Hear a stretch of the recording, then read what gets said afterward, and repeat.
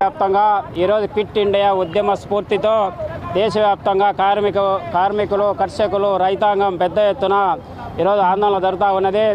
దేశంలో రాష్ట్రంలో రైతాంగానికి ఎన్నికల ముందు ఇచ్చిన హామీలను అమలు చేయాలని, అట్లాగే కార్మిక వర్గానికి ఏవైతే లేబర్ కోడ్లు రద్దు చేశారో కార్మిక చట్టాలను నిర్వహణ చేసినటువంటి బీజేపీ ప్రభుత్వం ఎన్నికల ముందు ఇచ్చిన హామీలు అమలు చేయాలని తదితర డిమాండ్లతో ఈరోజు దేశవ్యాప్తంగా క్విట్ ఇండియా ఉద్యమ స్ఫూర్తితో క్విట్ కార్పొరేట్ అనే నినాదంతో కార్మిక సంఘాలు రైతు సంఘాలు ఈరోజు దేశవ్యాప్తంగా ఆందోళన జరుగుతూ ఉంది. ఈరోజు ఎన్నికల ముందు నరేంద్ర మోడీ ప్రభుత్వం రైతాంగానికి ఇచ్చినటువంటి హామీలు ఏ ఒక్కటి అమలు చేయలేదు. అదేవిధంగా ఢిల్లీ రైతాంగ ఉద్యమంలో అనేక మంది రైతాంగం ప్రాణాలు కోల్పోయారు.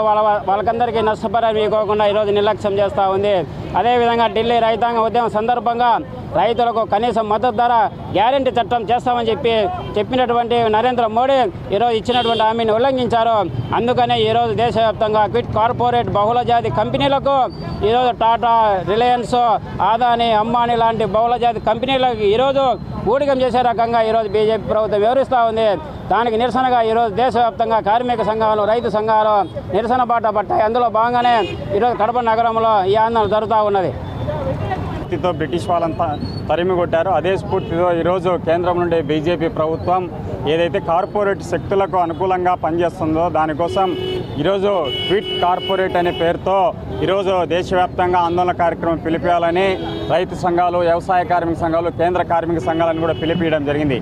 దీంట్లో ప్రధానంగా కార్మిక వర్గాన్ని నష్టం చేసే 4 లేబర్ కోడ్లు చట్టాలు తీసుకురావడం జరిగింది. రైతాంగానికి సంబంధించి ఏదైతే స్వామిదాసన్ కమిషన్ చేసిన సిఫారసులు ఎక్కడ కూడా అమలు చేయలేదు. గ్రామీణ ఉపాధి హామీ పథకంలో ఈరోజు పని రోజులు తగ్గించడము, బడ్జెట్ తగ్గించడం వల్ల ఈరోజు అక్కడ కూడా ఆత్మహత్యలు కూడా పెరుగుతాయనే విషయాన్ని కూడా మనం గుర్తుపెట్టుకోవాల్సిన అవసరం ఉంది. కరోనా సమయంలో గ్రామీణ ఉపాధి హామీ పథకం ఉండడం వల్ల అనేక మందికి ఉపాధి కూడా కలిగించింది. ఇలాంటి అంశాలపైన దేశవ్యాప్తంగా ఈరోజు ఆందోళన కార్యక్రమం చేస్తున్నాం. నరేంద్ర మోడీ గారు ఇప్పటికైనా మేలుకొని ఏదైతే కార్పొరేట్ శక్తులకు ఊడిగం చేస్తున్నాడో అవన్నీ కూడా తక్షణం మానుకోవాల్సిన అవసరం ఉంది.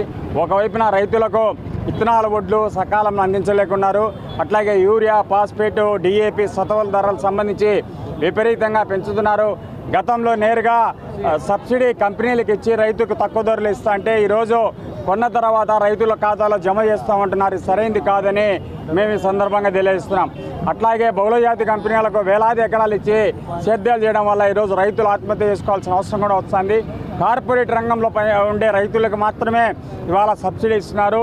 మన పక్కనున్న తెలంగాణ మాజీ ముఖ్యమంత్రి కేసీఆర్ సంబంధించి హార్టికల్చర్లో ఆయన క్యాబేజీ పంట ఇవన్నీ వేస్తే 3 కోట్లు కేంద్రం నుంచి హార్టికల్చర్ నుంచి సబ్సిడీ తెచ్చుకున్నాడు.